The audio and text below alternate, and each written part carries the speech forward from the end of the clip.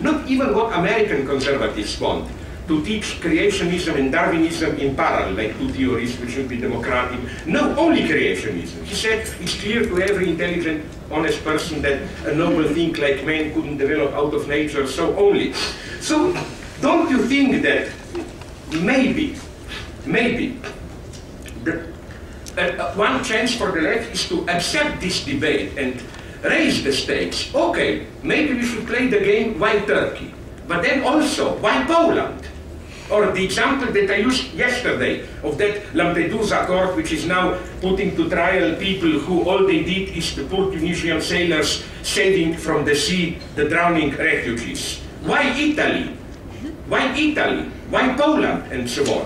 I would like to finish now really just with one line from a great conservative. We can always learn a lot from them. T.S. Eliot, who in his notes towards the definition of culture said that there are moments when the only choice is the one between sectarianism and non-belief. When the only way to keep a religion alive is to make a sectarian split from the dead corpse. Maybe the left should do this. Don't be afraid to engage in a terrain which is occupied by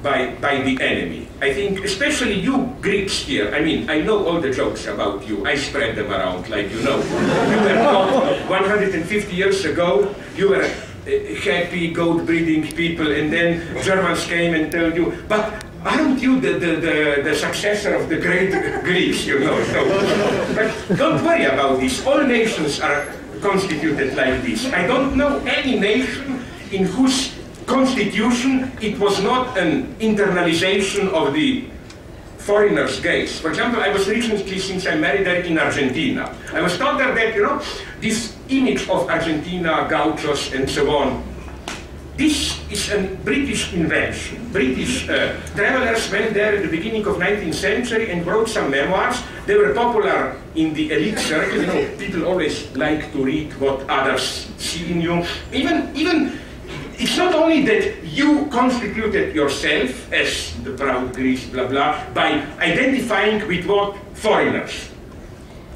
Englishmen, Germans, see in you. The same goes, I think, even for ancient Greece. Take Aeschylus' Persians. It's the whole narcissism is how you impress the Persians. How, you know, when King Darius asks, but who are these people so fierce fighting and so on? Accept it, accept it. I mean, you are no worse than others. That's all I can give you. No? So again, this is my appeal to the left. It's absolutely crucial today for the left to get out of this liberal multiculturalist inertia and not to allow the enemy to determine customs, traditional values. No, we should say to conservatives, like American conservatives, who are you to even talk about traditional values, family values? You with your Reaganomics, you did more to destroy community values than all the left combined and so on. I think maybe it's time to try to, how to put it, to start to steal things in this sense for the enemy. And let me now really conclude, maybe some of you know my text, with another example here. I think I successfully defended your honor here. You know the film, it got me into big trouble, 300, yeah. Sparta. To the horror of my friends, I wrote an article claiming this is a big leftist film. Wait a minute, it's an anti-imperialist, you know in what sense? Oh, people say in defense of America against Iran. Wait a minute, look at the film. How exactly are the Persians portrayed in it? It's a big, highly developed empire, you know, all those ballistic flying balls of fire. This is weapons of mass destruction of that time, no? They are multicultural, you know, all those blacks, all the races combined there. They are tolerant. You remember how the message of the king to Leonidas is, you can have your freedom, everything, just exactly what Reagan was saying already, exactly what Americans are saying.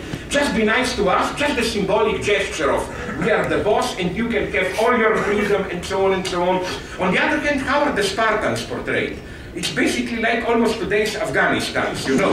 Small, poor nation, all they have is their discipline and so on.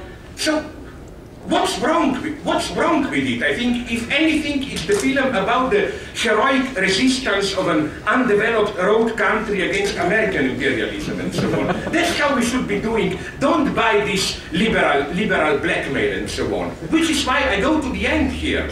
You know, it's fashionable for the Democrats to say, good Aristotle, bad Plato, good Athens, bad Sparta. I have my problems with Sparta. If I were to choose, frankly, I would go to Sparta. Not today's Sparta there, which is kind of a corrupted, not interesting town. No, but how should I put it? No, more seriously. Alain Badiou said something very nice. He said that often the only weapon of the poor is organization and discipline. So we should not accept this game that whenever somebody says discipline, collective discipline, ooh, proto-fascist, and so on. Absolutely not. I think that today, all these topics, we shouldn't leave them, to the right. We should not be afraid to reappropriate them. I'm very sorry if I was too long. On the other hand, I'm not sorry because then it will not be too much time for discussion. Thank you.